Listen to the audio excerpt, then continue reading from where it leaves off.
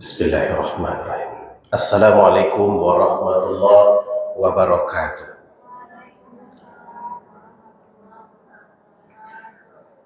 Alhamdulillahi wa kafa. Wassalatu wassalamu ala nabiyil mustafa wa ala alihi wa sahbihi wa man ihtada. Subhanaka la ilma lana illa ma 'allamtana innaka antal alimul hakim. Rabbi shrah li sadri wa yassir li amri wahlul 'uqdatam min lisani yafqahu qawli. Mari kita bersyukur, memuji Allah yang Maha Agung, yang Maha Baik. Dengan kebaikannya Ia selalu memberikan kita kesempatan untuk melakukan yang terbaik. Sesungguhnya hidup ini adalah sama seperti pertanian. Jika ia ditanam, maka kita akan menuai. Dan kita akan menuai sesuai dengan yang kita tanam. Orang yang menanam yang baik, pasti akan menuai yang baik. Maka rugi apabila orang tidak menggunakan kesempatan yang Allah berikan.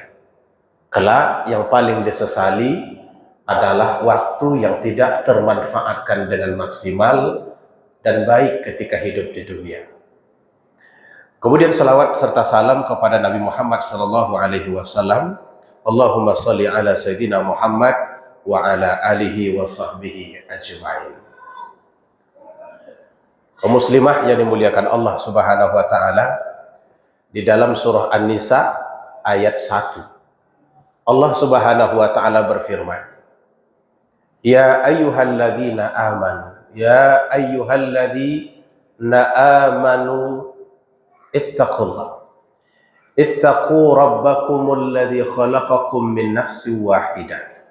Wahai orang yang beriman, takutlah kepada Tuhan kalian yang telah menciptakan kalian dari satu orang. Wa khalaqa minha zawjaha wa batha minhuma rijalan katsiran wa nisaa. Dan Ia menciptakan dari yang satu orang itu istrinya. Yang satu orang dimaksud di situ adalah Adam. Adam diciptakan dari tanah, Hawa diciptakan dari Adam, bukan dari tanah. Karena tidak ada dua kali Allah menciptakan satu makhluk dari yang sumber yang sama. Tapi diambilnya dari Adam, dan anggota yang diambilnya dari Adam itu adalah tulang rusuk. Nanti ada pada hadis yang ketiga yang akan kita bacakan. Maka terciptalah Hawa sebagai bahagian dari Adam. Dan di dalam surah Ar-Rum ayat 21 Allah menjelaskan tentang kenapa ia mesti diciptakan. Wa min ayatihi an khalaqalakum min anfusikum azwajan litaskun ilaiha. Di antara tanda-tanda kebesaran Allah, Allah ciptakan untuk kalian pasangan dari diri kalian sendiri, litaskunu ilaiha, supaya kalian tenang. Kata taskun itu artinya tak kemana-mana. Maka suami itu kalau sudah senang dan tenang, insya Allah tak kemana-mana. Tapi kalau dia tak nyaman, itu asik berjalan saja kerjanya nanti. Sakinah itu diambil dari kalimat taskun itu. Maka keluarga itu dibentuk oleh Allah sebetulnya adalah menciptakan kebahagiaan. Sakinah. Nah, kemudian pada hadis yang sering kita dengar, Rasulullah sallallahu alaihi wasallam berkata, Istausu bin nisa khairan. Berwasiatlah kepada kaum wanita dengan yang baik-baik. Fa innal mar'ah khuliqat min dhila. Karena sesungguhnya wanita itu diciptakan dari dhila, tulang rusuk. Tadi kita sampaikan bahwa Hawa diciptakan dari Adam. Diambil dari bagian mananya? Kata Nabi, diambil dari bagian rusuk. Tentu pertanyaannya, kenapa mesti rusuk? Bukankah masih banyak tulang-tulang lain yang bisa dipakai? Ada tulang betis yang keras, ada tulang lengan yang kuat, ada tulang punggung, yang susunannya banyak. Mengapa tulang rusuk? Ini bukan bermakna Allah melakukan itu tanpa hikmah.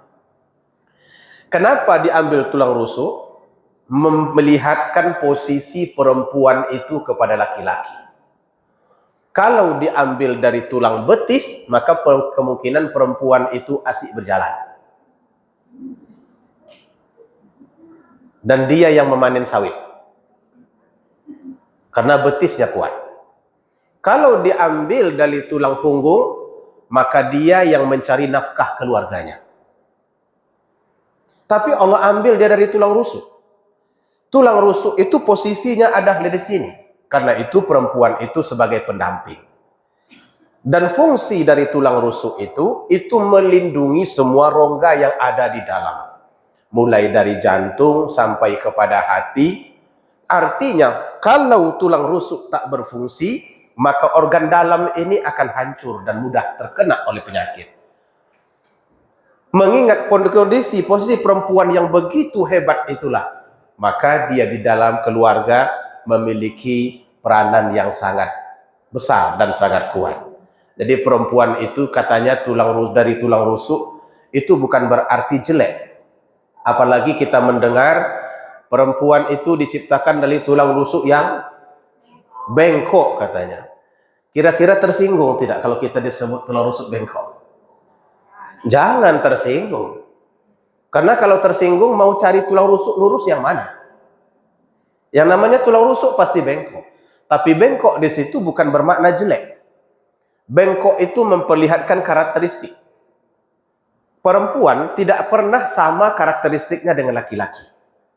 Setidaknya perempuan itu pertama, dia punya sensitivitas. Kalau ada orang maling dipukul orang ramai, yang menjerit duluan siapa? Perempuan. Jangan dipukul, kasihan. Laki-laki semuanya memasang wajah marah. Tangannya mengepal, ada yang pegang kayu. Tapi perempuan, dia tahu ini pencuri, dia akan sensitif dengan itu. Jangan dipukul. Sensitivitas perempuan itulah yang tidak dimiliki oleh laki-laki. Yang kedua, perempuan itu penyayang. Itu memang karakteristiknya begitu. Laki-laki cinta, tapi perempuan penyayang.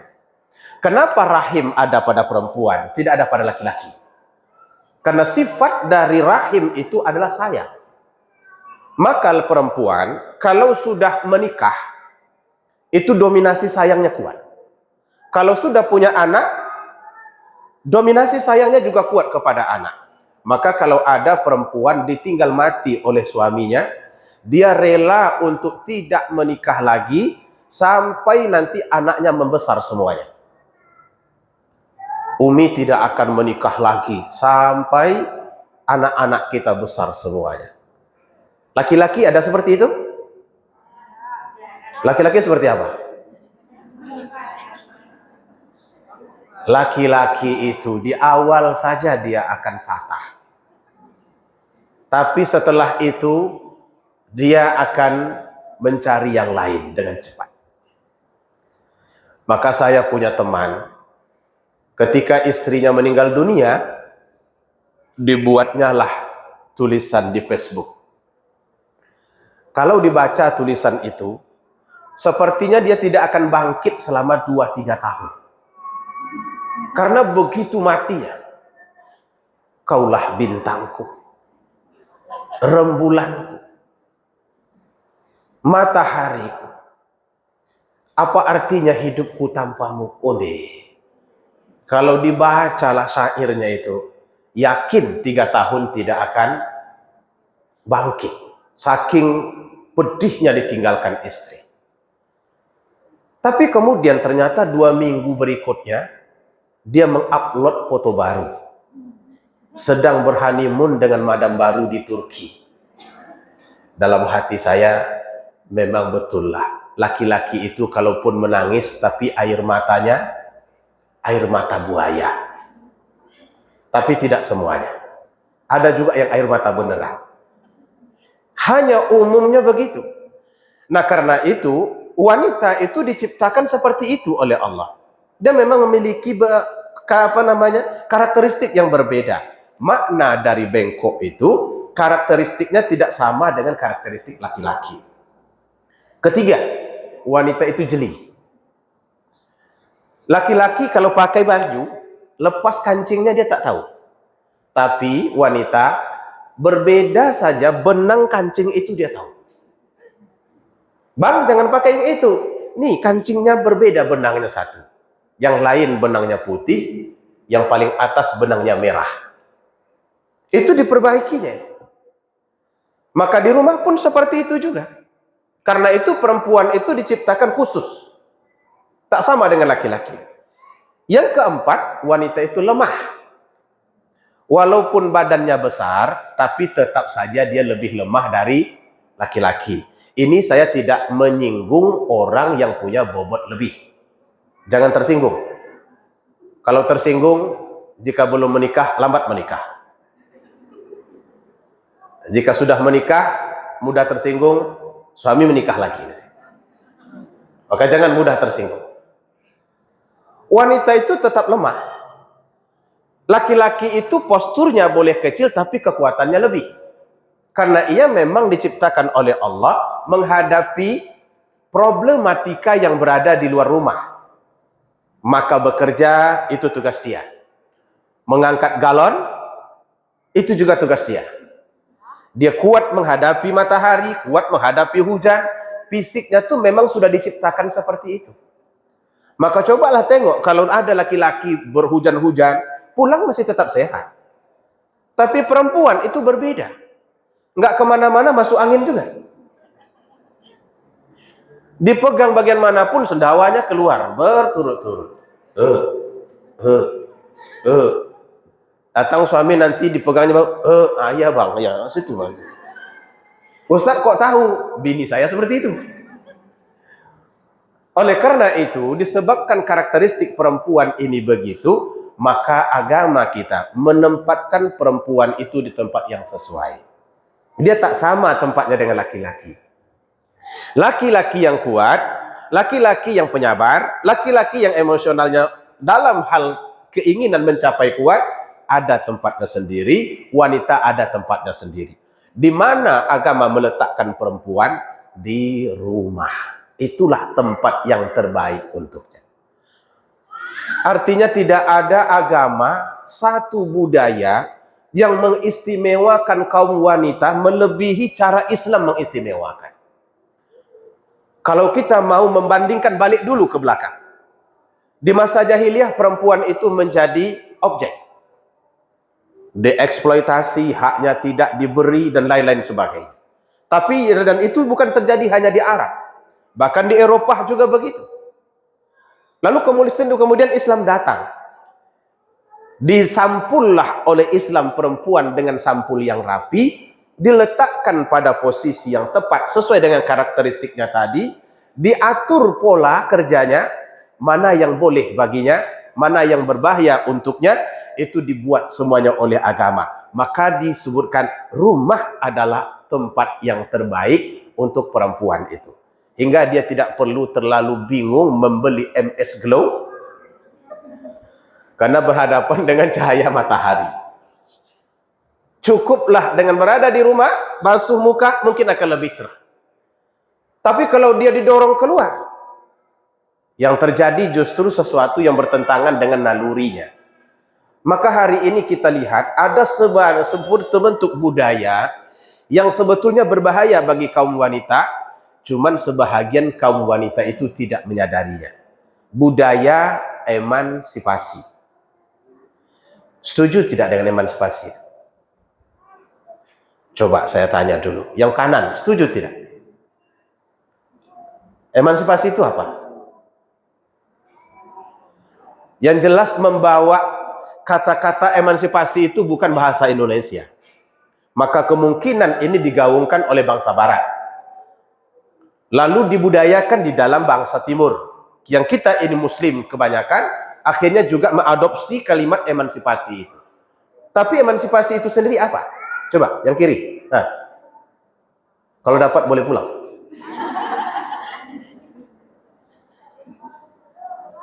Kalau kita memaknakan emansipasi itu wanita harus masuk di semua bidang, disitulah bahayanya. Karena tidak semua bidang yang cocok untuk perempuan. Wanita itu dengan perasaan sensitifnya, dengan kelemahannya, dengan tetesan air matanya, tak semua bidang bisa dia masuki. Tapi hari ini dibawa kepada semua bidang. Maka muncul wanita yang suka tinju. Padahal ada satu olahraga ini, MMA namanya. MMA itu tinju, itu baru berhenti kalau sudah menyerah. Sebelum menyerah, itu tetap diteruskan olahraga itu.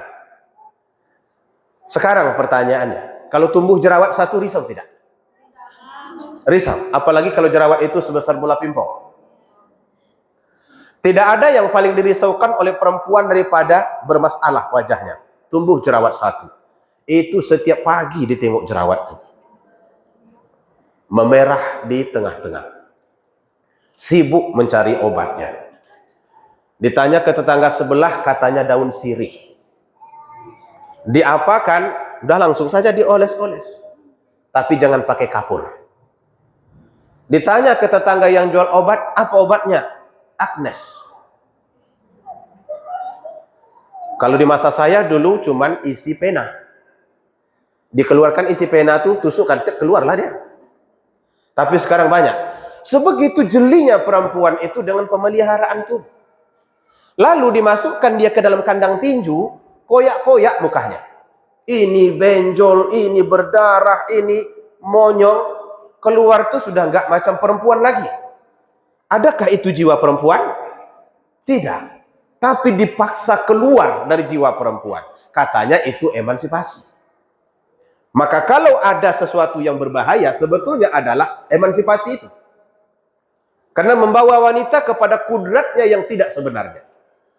Sementara wanita itu sebetulnya sudah diletakkan pada posisi yang tepat. Itu satu contoh. Ada lagi olahraga angkat berat. Ada nampak olahraga angkat berat? Angkat besi. Perempuan itu tidak diciptakan untuk angkat besi. Untuk angkat galon pun tidak. Maka kalau ada perempuan di rumah masih dia yang ngangkat galon, ini boleh dikategorikan wanita yang malang. Lebih malang daripada kota Malang. Tapi tentu kecuali ketika suami tidak ada di rumah. Kalau dia ada di rumah ngangkat galon kita juga, itu berarti kita termasuk wanita yang malang. Karena itu bukan tugas kita. Laporkan kepadanya, bang, body abang besar, otot abang diciptakan kuat, gunanya ngangkat galon. Angkatkan galon untuk saya. Saya mau buatkan kopi untuk abang. Buat kopi jangan suruh dia. Karena buat kopi itu tidak perlu tenaga, itu perlu teknik. Dan teknik itu yang paling tahu adalah perempuan. Diaduk-aduk kopinya, yang tadinya pahit itu bisa jadi manis. Kalau tukang buatnya lebih banyak tersenyum. Nah artinya, ibu-ibu sekalian dan saudara-saudari, makanya rumah menjadi kunci untuk kebahagiaan perempuan. Semakin sering banyak dia di rumah, maka ketenangan itu akan dia rasakan. Itulah yang disebut sakinah tadi itu. Tetapi walaupun begitu, bukan berarti tanpa tantangan. Sekalipun rumah itu adalah tempat terbaik bagi perempuan, ada hal-hal yang perlu ia selalu perhatikan agar sakinah itu tetap bisa dinikmati. Yang pertama, jaga pandangan suaminya. Jangan sampai suami melihat di luar bening, di dalam berkarat. Tahu berkarat? Di luar dia melihat orang semuanya gaya, gagah, macam-macam lah mungkin. Begitu sampai di rumah, dia tengok bini memakai daster dari pagi tadi sampai pagi besok, masih daster itu juga lagi. Itu pun ketiaknya sudah koyak pula. Ada bordiran-bordiran di lehernya ini sudah pada lepas. Kalau begitu yang dilihatnya di rumah, maka hilang ketenangan hatinya. Kalau suami hilang ketenangan, biasanya dia akan kaku dan dia akan berbicara to the point. Ya, ya. Apalagi kalau ditelepon, itu lebih to the point lagi. Maka banyak laki-laki itu yang sebetulnya lembut orangnya, tapi ketika dia tidak merasa puas dengan penampilan orang yang di rumah, dia lebih tegas. Begitu kita telepon, halo, ya, ya, baik, yalah. Oke. Nelpon tetangga, halo, ya, bukan main ayun-ayun. Itu namanya Miko. Miko itu suami celako. Ke istrinya tegas, ke orang lain lembut. Maka di dalam agama diperintahkan walaupun kita ini adalah orang-orang yang disuruh di rumah, tetap menjaga gaya. Nggak ada masalah, pakailah lipstik Wardah. Mau pakai fiksi boleh. Mau tulip silahkan, pilih sendiri. Jangan biarkan bibir itu kering terus menerus macam orang tak minum-minum. Tampillah di depan suami itu menarik. Kalau perlu ketika dia pulang, dia ingat bahwa dia memasuki rumah di mana ada mempelai di situ. Alis mata seperti semut beriri, bulu mata anti badai, pakai eyeshadow, tidak lupa blush on-nya 3 lapis yang membuat merah. Kadang-kadang dia juga mau melihat istrinya itu keren. Jangan sampai nanti ketika di kantor, kalau suami kita yang kebetulan berkantor, di kantor-kantor itu Allahu Akbar, itu setengah jam dandanan sebelum ke kantor tuh, itulah yang akan ditatapnya terus menerus. Datang satu, begitu juga, datang satu, gitu lagi. Setelah dia letih 1 hari, begitu pulang, dalam hatinya cuman di kantor nampak bidadari, di rumah macam genderuwo. Hilang ketenangannya. Kalau ketenangannya hilang, maka kita pun akan menghadapi masalah ketenangan-ketenangan yang lain. Sebab kalau dia sudah tidak nyaman, itu biasanya dia akan lebih banyak diam, lebih suka menjawab satu-satu, dan kemudian lebih banyak berdiam diri di tempat yang tidak ada kita di situ. Komunikasi kita akan terputus. Lama-lama kita akan bertanya, apa salah saya ya? Ya memang dari pagi tadi salahnya. Nggak mandi-mandi. Kok ditanya lagi salahnya? Disitulah kekeliruan istri paling banyak di dalam hidup ini. Jadi tak cukup dengan hanya bermodalkan kita berilmu bahwa kita ini orang rumahan. Ya, tapi kita juga bisa lebih hebat daripada orang kantor. Pakai yang bagus-bagus. Wardah itu kan ada 3 lapis tuh. Bersihkan muka itu. Jangan biarkan dia kelihatan kusam. Walaupun kita sudah berumur, kita ini kan langsingnya di usia-usia 23 cuman. Tapi kalau sudah 32 berubah jadi jempol. Namun walaupun begitu, itu tanda kesejahteraan sosialnya terjaga dengan baik. Justru akan lebih sayang dan lebih kita kasihi kalau di usia 32 masih kurus kering. Itu orang bilang menderita betul lah kayaknya dia ini. Maka lebih baik agak gembul-gembul sedikit gitu. Tapi jangan lupa dandanan itu penting. Maka Ibnu Abbas pernah ditanya tentang soal dandanan itu. Apa kata beliau? Para laki-laki pun perlu juga berdandan sebagaimana kalian ingin istri kalian berdandan. Nah, naluri perempuan itu kan berdandan. Memposisikan mereka di rumah bukan harus mengikis naluri itu. Berdandanlah, tapi berdandan untuk suami. Jangan berdandan hanya ketika pergi pesta. Kalau sudah pergi pesta, keluar semuanya. Mulai dari sepatu hak tinggi sampai kepada jilbab batu yang dibeli di Korea Selatan. Harganya tergantung barisan batunya. Kalau barisan batunya banyak, harganya mahal. 270.000. Ustaz kok tahu? Karena saya membeli juga. Nah itu yang pertama yang mesti kita jaga. Jaga pandangan matanya. Jangan biarkan dia menatap sesuatu yang tidak baik dari kita. Maka idealnya seorang istri itu lebih cepat bangun dari suaminya. Jadi begitu suaminya bangun, dia sudah nampak cerah. Jangan suami pula membangunkan. Ditatapnya wajah kita yang sedang tertidur itu, secantik-cantik wanita, kalau dia tidur jelek. Dengan rambutnya yang gabang-gabang, pakaiannya yang tidak rapi, jelek. Ini boleh dijadikan renungan nanti ini. Maka begitu dia bangun, bangun bang, itu setidaknya kita sudah cuci muka untuk menjaga pandangan matanya. Begitu ditengoknya, oh, yang tadinya rambut itu acak-acakan, ikatlah sedikit. Sekalipun tidak sempat dibuat yang dijalin-jalin dua macam anak gadis tahun 65. Tapi setidaknya disisir dan diikat. Itu penting itu. Karena itu yang mendatangkan ketenangan di rumah. Kemudian yang kedua, yang mesti dijaga oleh kaum wanita, jaga penciumannya. Tidak bisa kita ingkari, badan kita ini ada keringatnya.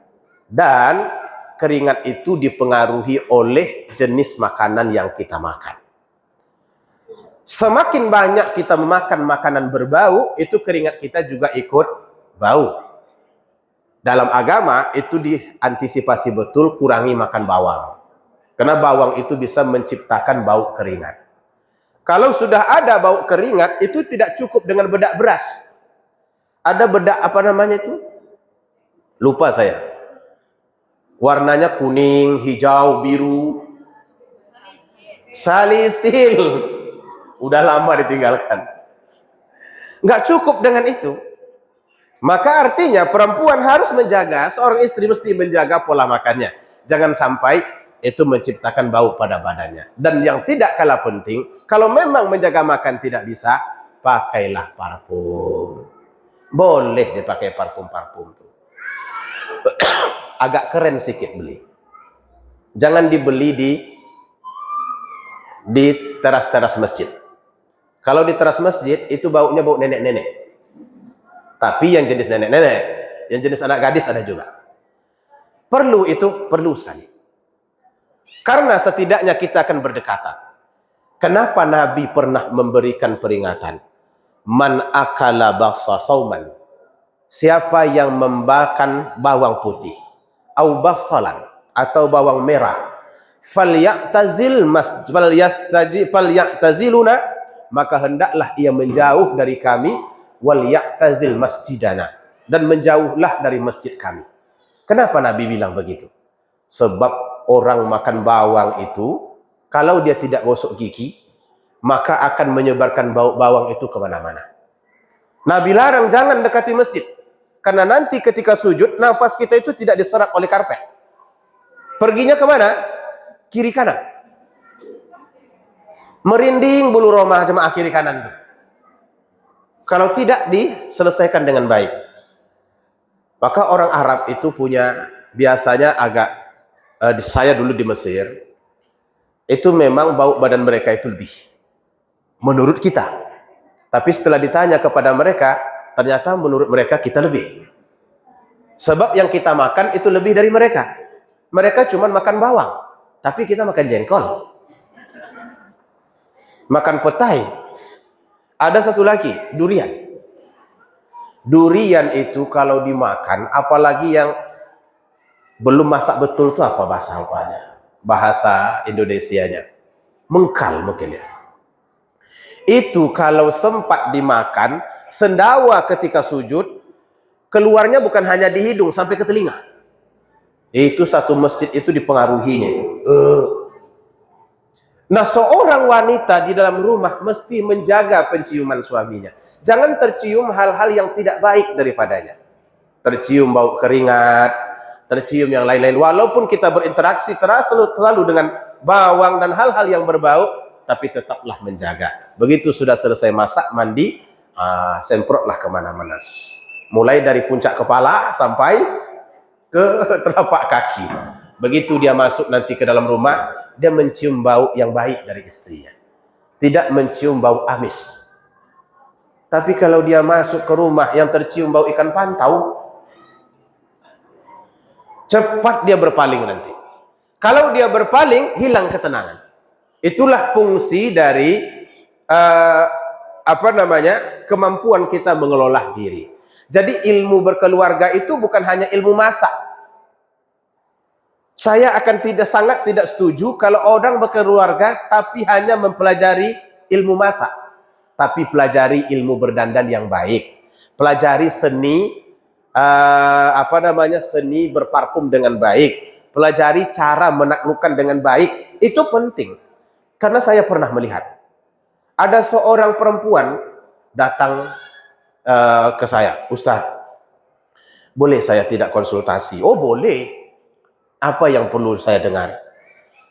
"Saya ini katanya punya suami tapi di luar kota." Itu namanya LDR kata orang sekarang. LDR itu apa tuh?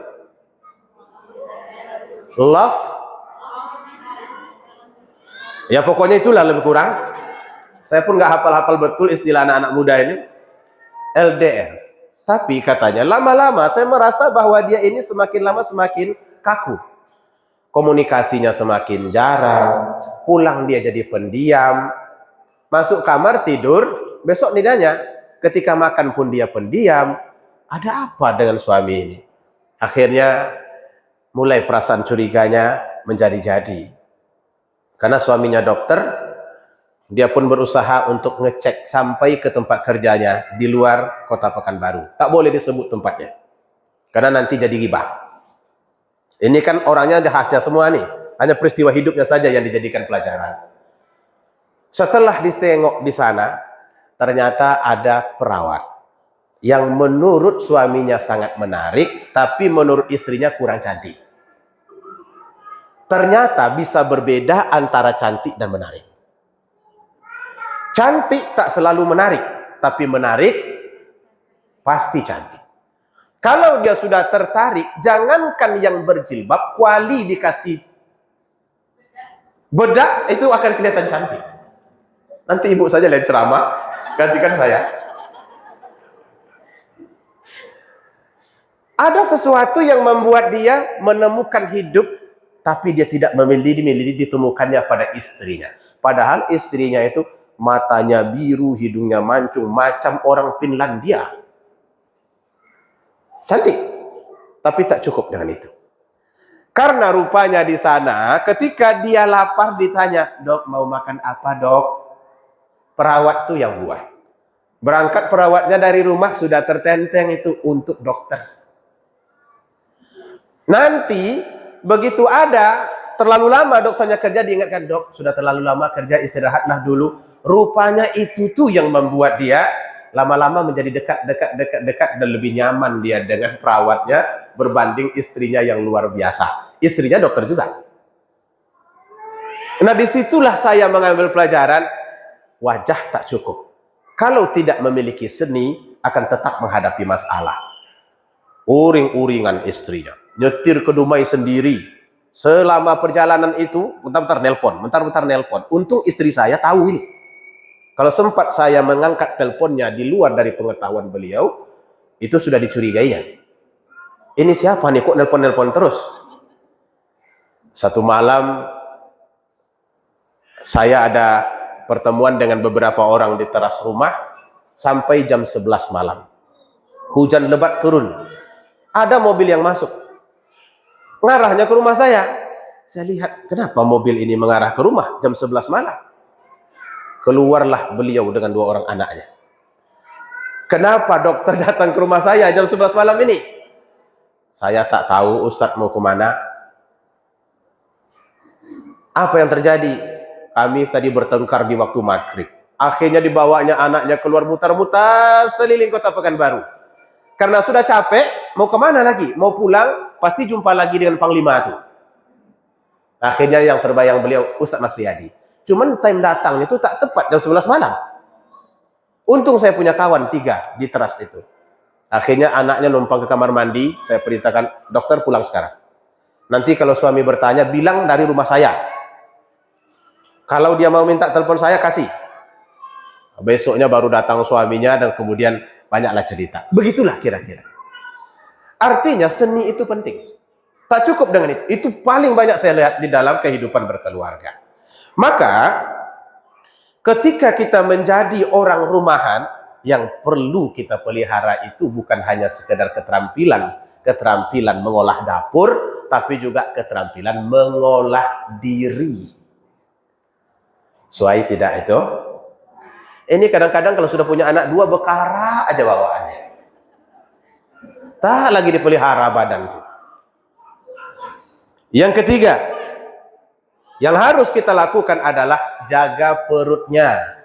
Ini sebetulnya yang saya sampaikan ini pernah disampaikan oleh Ummu Mu'asyirah, seorang sahabat Nabi ketika anaknya mau menikah. Tapi saya akhirnya membuat kesingkatannya saja. Jaga perutnya. Jangan sampai suami itu lapar. Artinya ketika kita berada di rumah, kita mesti betul-betul kenal dengan perutnya. Kapan time lapar, kapan mulai masak, berapa lama durasi masak, hingga kita bisa nanti memanage waktu, jam sekian itu dia sudah makan. Jangan sampai di time makan, kita baru mulai bergerak. Itu nanti mondar-mandir dia itu di dapur itu. Bentar-bentar ditengoknya, baru potong bawang. Sudah lama di depan, pagi dia ke belakang, blender. Sambil menghidupkan lagu. Lagunya lagu Minang aja terus. Sudah jam 2:30 baru masak, dia makan juga. Tetapi perasaannya sudah tidak enak. Kenapa? Dia mau ngomong nggak enak, tapi ditahannya saja. Tanda suami itu sedang menghadapi masalah, dia pendiam. Nah, ceklah tuh nanti itu. Kalau sudah mulai dia diam-diam, jangan kita ikut diam pula. Pandai-pandailah mengolah situasi. Urut-urutlah bahunya. Apa pasal nih bang? Diam-diam. Nah, siapkan penokok 1. Karena dia paling akan diam. Nah, menjaga perutnya itu akan menyebabkan dia merasa bahwa hidupnya betul-betul dipelihara oleh pasangan hidupnya. Kalau dia merasa dipelihara, dia juga akan memelihara. Maka karena itu orang, kalau sudah istrinya pandai, biasanya dia akan tentram di rumah. Mau pecel lele, ada. Jangankan pecel lele, ayam remuk pun ada di rumah itu. Bisa dibuat istri, keterampilan itu penting. Jadi, ini sebagian sepertinya sudah menikah dan ada yang bawa anak. Ada yang belum menikah di sini? Coba angkat tangan. Yang belum menikah berapa orang? Oh, banyak juga ternyata. Hah? Ada. Kalau itu tuh aman itu. Cuman apakah dia nanti ke kita atau tidak, itu wallahu alam. Tapi ikhwannya tetap banyak. Nah, ini pesan bukan hanya kepada orang yang belum, tapi juga kepada orang yang sudah.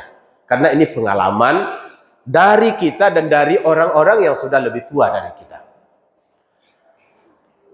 Maka terampillah dalam masak. Berdandan penting, tapi buat sayur asam penting.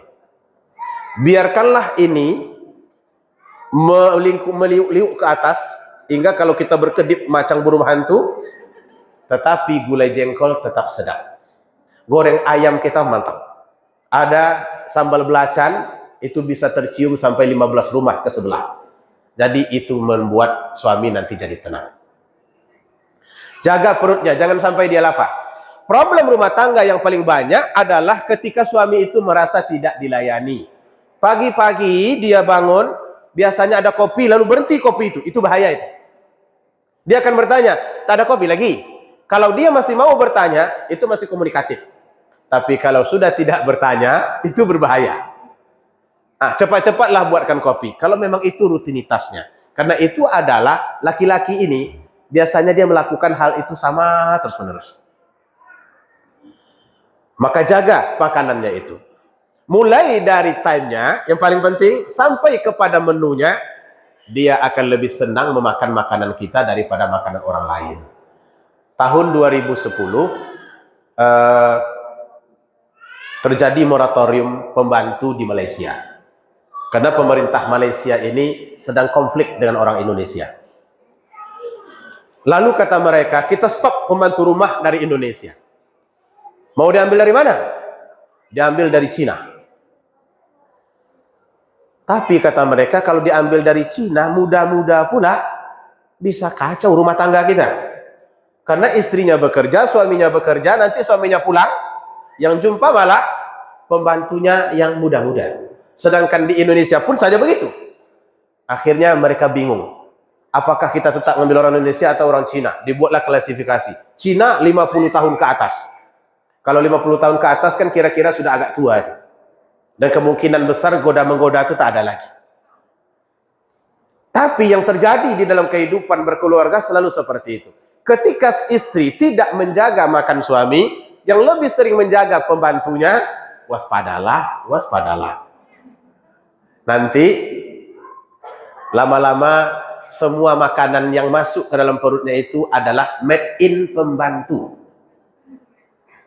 Dan yang mengalir di darahnya itu pegang tangan pembantu. Di sini ini ada enzim loh, yang membuat makanan itu terasa berbeda. Coba pegang nasi, letakkan, ambil sendok, letakkan. Mana yang lebih cepat basinya? Lebih cepat dengan tangan kan? Ada cairan di sini. Bayangkan kalau pembantu itu meremas-remas sesuatu, lalu kemudian disediakannya untuk suami kita. Yang kita duduk bergaya saja. Lama-lama di dalam aliran darahnya itu enzim pembantu. Yang namanya orang membantu itu bukan dia semua.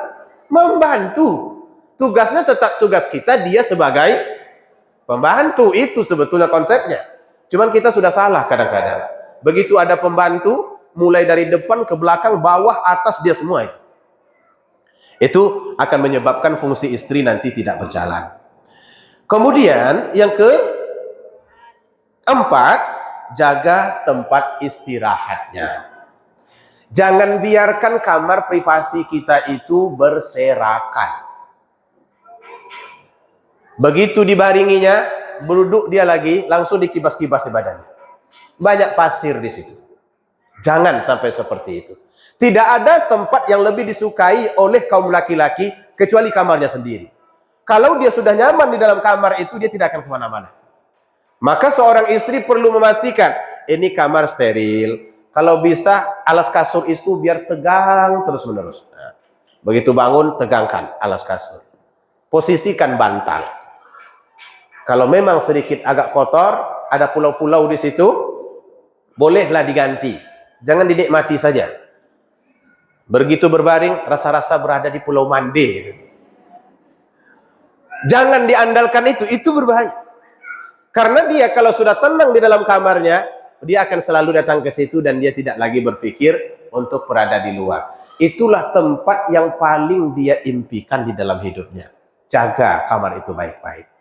Nah, kita ini kan agak susah itu menjaga hal-hal seperti itu. Apalagi kalau sudah punya anak agak banyak. Kalau anak 3, yang nomor 1 usia 3 tahun, yang nomor 2 1,5 tahun, yang nomor 3 baru lahir pula. Itu berserakannya di dalam kamar itu, Masya Allah itu. Ditambah lagi kaos kaki, maknya jilbab ke atas kursi, ditambah dan pakaian di mana-mana. Itu akan menyebabkannya tidak tenang. Makanya perempuan itu sebetulnya memiliki tugas yang jauh lebih berat. Karena dia harus menyelesaikan, sekiranya rumahnya itu cuman kecil, tapi perkara yang dalam rumah itu begitu banyak. Itu sebabnya perempuan itu memiliki pahala yang sangat banyak di rumah. Masaknya jadi pahala. Kalau dia bersabar, memelihara suaminya dia berpahala, menyiapkan makannya dia berpahala, menyiapkan tempat tidurnya dia juga berpahala. Fungsi seorang wanita itu seperti itu. Nah, kalau kita sudah bisa posisi seperti itu, maka suami itu akan mengatakan baiti jannati, rumahku adalah surgaku. Dia tidak akan bisa mencari pengganti yang lain selain daripada istrinya yang ada di rumah. Kalaupun nanti dia coba-coba, tapi dia balik lagi. Boleh dicoba-coba? Walaupun dia balik lagi? Ya coba-coba bentar cuman, lepas itu balik lagi. Jadi ada teman, Dia nelpon, Ustaz Mas Riyadi, ya, saya mau menikah satu lagi. Kenapa? Ini dakwah ini Ustaz, lillahi ta'ala. Oh ya? Siapa calon antum tuh? Ini Cina baru masuk Islam. Saya tahu anaknya 4. Antum sudah diskusi dengan orang rumah antum? Sudah. Apakah dia ridho? Ridho. Karena dia ini solehah, calon surga. Oh iyalah kalau begitu, saya bilang. Lanjutkanlah. Akhirnya menikah. 5 bulan kemudian dia nelpon. Ustaz, mau tanya, apa hukumnya menceraikan istri yang sedang hamil? Sudah langsung connect saya. Siapa yang bertanya? Ada teman. Teman apa antum? Jujur. Kalau tidak jujur saya tak jawab. Akhirnya dijawab, saya Ustaz. Istri yang mana yang antum ceraikan? Yang muda. Ternyata Ustaz nggak bisa disatukan. Dalam hati saya sudah dari kemarin saya bilang. Bertengkar aja kerja mereka berdua. Ya pasti. Namanya rebut-rebut itu pasti bertengkar. Kucing pun berebut, bertengkar juga. Apalagi manusia. Akhirnya diceraikannya istrinya yang kedua, yang muda itu. Begitu saya selesai tausiah zuhur di Masjid Al-Falah, datang dia ngetok pintu mobil. Ustaz, sekejap. Melaporkan, saya ini Ustaz memang betul-betul bodoh lah. Sebelum saya tahu apa kebodohannya, langsung saya mengangguk. Saya yakin antum bodoh. Karena saya sudah tahu arah pembicaraannya. Apa kebodohan yang kedua yang antum lakukan? Saya bercerai dengan istri tua saya. Kenapa bisa begitu? Antum sudah punya anak 4. Sudah punya cucu pula. Apa yang menyebabkan antum bercerai? Itulah Ustaz, gara-gara perkara sederhana. Hanya karena dia tidak buat sayur, saya jatuhkan talak. Dan itu yang ketiga. Dalam hati saya, matilah antum. Antum tak bisa balik lagi. Kalau sudah 3 kali, gara-gara sayur, antum menjatuhkan talak, padahal antum sudah punya anak 4 di situ. Di mana antum letakkan pikiran antum? Tapi dia diam saja. Masalahnya sudah berjalan. Setelah itu dia datang lagi, bisa Ustaz carikan untuk saya pasangan. Jemaah Ustaz kan banyak. Ada yang mau? Ada yang berminat? Sampai sekarang dia belum menikah. Mau? Yang mau silakan datang nanti ke mobil saya. Tapi di luar saja. Begitulah kalau tidak tahu cara memelihara itu. Baik, maka jaga waktu istirahatnya. Jaga tempat privasinya. Kalau sekiranya dia sudah wajib beristirahat, jangan dipaksa lagi untuk bertugas. Karena bagi laki-laki istirahat itu pemulihan fisiknya yang letih. Kalau dia sudah lega, itu segala-galanya bisa diberikannya. Kalau diberikannya kan kita yang nyaman, itulah yang disebut dengan sakinah. Yang terakhir, tak boleh banyak-banyak. Kalau banyak-banyak nanti pertemuan yang akan datang habis bahan saya. Cukupkan kebutuhan biologisnya. Ini penting. Mungkin sebahagian orang merasa tabu berbicara tentang itu. Boleh. Tapi tidak boleh diabaikan. Laki-laki itu kalau kebutuhan biologisnya tidak terpenuhi, maka kita akan menghadapi diam lebih parah daripada diamnya kucing yang sakit. Itu diam saja tuh. Dia merenungnya lama. Mungkin bagi kita kaum wanita, soal-soal biologis itu tidak terlalu dominan, tapi bagi laki-laki itu paling dominan. Kalau itu terpenuhi dengan baik, dia merasa bahwa hidupnya terlayan dengan baik, fisiknya terpelihara dengan baik, maka dia akan bersiap memberikan kepada istrinya sesuatu yang baik. Karena itu kalau sudah seperti itu biasanya kalau sudah kebutuhannya itu terpenuhi, Bang, ayo kita jalan-jalan ke Payakumbuh. Ayo, langsung ayo tuh. Tapi kalau tidak, ke Indomaret pun dia tak mau. Bang, ke Indomaret kita ngapain? Beli garam, pergilah sendiri. Kenapa ditunggu saya? Kan kaki ada. Kaki besar begitu mengajak saya juga ke Indomaret. Tapi kan hari hujan, Bang, tuh mobil ada. Kan pandai nyetir. Akan seperti itu jawabannya. Kalau sudah begitu, bagaimana kita merasakan sakinah, ketenangan? Jadi intinya, kunci ketenangan itu adalah banyakkan memberi, kurangkan meminta.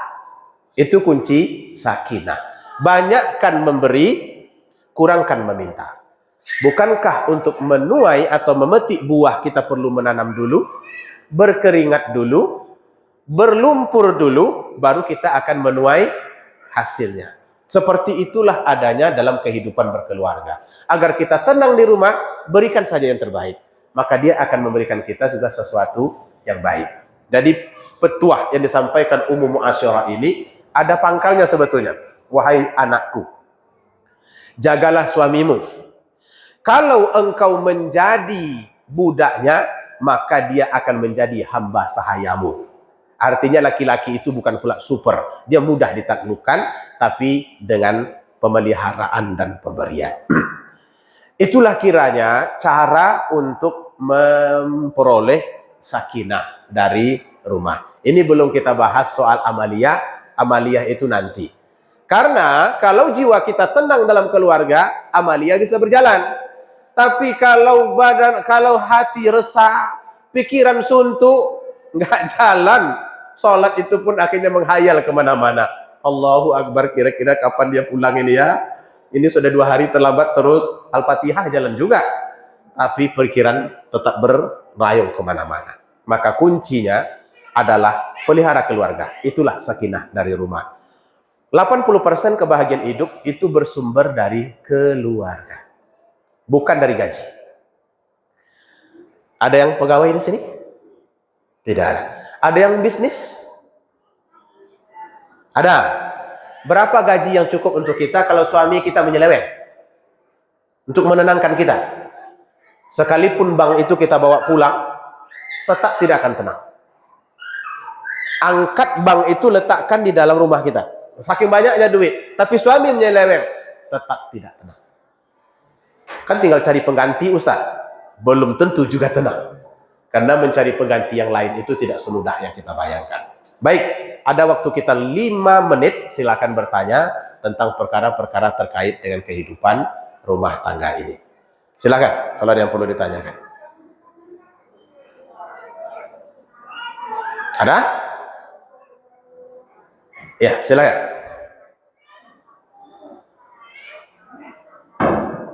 Assalamualaikum warahmatullahi wabarakatuh. Waalaikumsalam warahmatullahi wabarakatuh. Mau bertanya Malu bertanya, sesat di jalan. masalah rumah tangga. Bagaimana caranya mengembalikan rasa cinta kita kepada suami kita karena mungkin terlalu banyaknya masalah keluarga. Jadinya menghilangkan rasa cinta kita kepada suami. Oh, itu saja. Baiklah. Ada lagu Minang.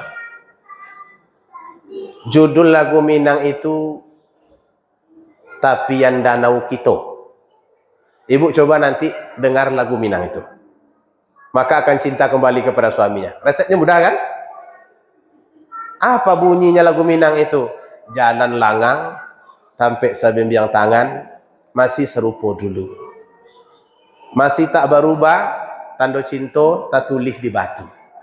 Riak-riak danau, manapi, masih rajin menari, dulu perintang galau, bila kita di lamun mimpi. Apa maksudnya? Coba kilas balik kehidupan kita yang lalu. Masalah itu adanya sekarang, dulu tidak.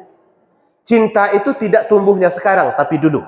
Cara membangkitkan supaya rasa cinta itu muncul kembali, lihatlah foto-foto lama yang pernah ada ketika itu ibu masih kurus dan berada di tepi danau berfoto makan mie tek-tek. Ini waktu saya bersama suami dulu. Begitu indahnya ketika itu. Dan kemudian macam-macam lagi yang lain. Kalau saya berangkat pergi ada urusan ke Dumai, itu kan lewat tol. Tol itu tenang sekali. Itu biasanya saya akan memutar sebuah lagu yang akan mengingatkan saya kepada orang rumah saya. Kalau begitu rasanya itu mobil terlalu lambat jalannya. Kepengen cepat bertemu dengan dia. Jadi perlu kita ingat kembali nikmatnya. Jangan selalu mengingat resahnya. Perkara sudah banyak ini. Dia pernah bohong ke kita, iya. Duit belanja ternyata dikurang-kuranginya, iya. Dia pemarah sekarang nih, iya. Tapi coba dilihat dulu, bagaimana kita bisa melalui kehidupan lebih baik di masa yang dulu yang sudah pernah kita lalui. Kemudian yang kedua, kenal betul sebetulnya masalahnya apa. Dalam satu problem rumah tangga itu tidak muncul sendiri. Selalunya ada sebab tertentu yang menyebabkan dia bisa seperti itu. Seketika kita sudah mengenal masalahnya, maka carilah cara untuk mengatasi masalah itu. Apakah memang masalahnya dia tidak memberi uang? Mungkin kita melihatnya tidak memberi uang, tapi apa sebab dia tidak memberi uang? Boleh jadi gajinya turun, boleh jadi bebannya banyak, boleh jadi ada janji dia kepada orang tuanya, itu mesti kita listkan semua. Oh, ini masalahnya. Saya pernah dulu menangani satu kasus. Seorang laki-laki datang ke rumah. Waktu itu saya masih tinggal di Puyumas. Dia bekerja di bank. Katanya, Ustadz, saya mau bercerai dengan istri saya. Bagaimana caranya? Saya ambil gelas, waktu itu, bercerai itu semudah memecahkan gelas ini. Coba Bapak lemparkan ke dinding. Tapi ganti, ini gelas saya. Kalau Bapak lemparkan ke dinding, pecah, begitulah mudahnya bercerai itu. Tinggal menjatuhkan talak. Aku talak, engkau dengan talak 2. Nah, selesai. Jangan balik-balik 3 bulan. Maka selesailah. Dia pun boleh menikah dengan orang lain. Tapi masalahnya apakah Bapak memang ingin seperti itu? Ya. Apa sebabnya? Oh, nih bini aku tuh Ustaz, mulutnya lebih tajam. Cerewetnya luar biasa. Belum saya bangun lagi itu ceramahnya mengalahkan ceramah Ustaz Somad.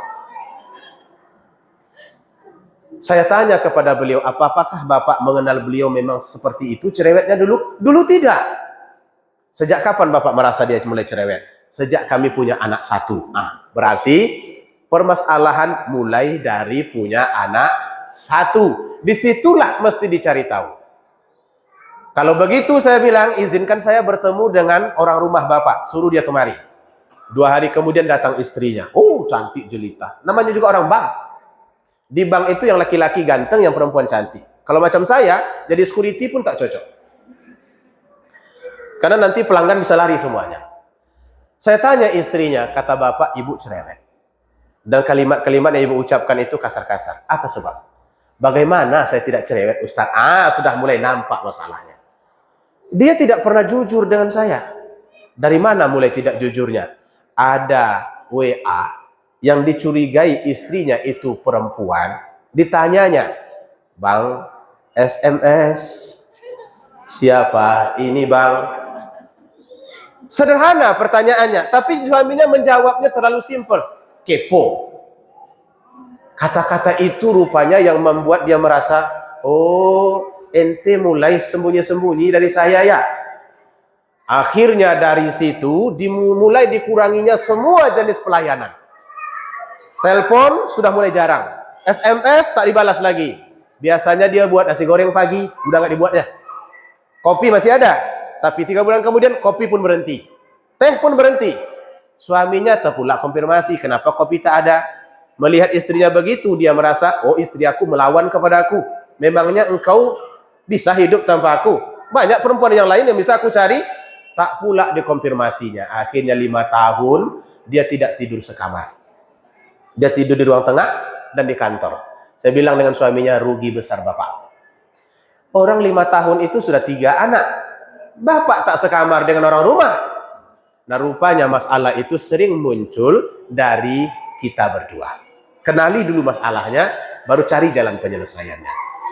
Yang ketiga, caranya adalah jangan segan memulai perdamaian. Kalau perlu sebelum dia pulang, lakukan lagu perdamaian. Jangan segan memulainya. Katakan ucapan maaf, Bang.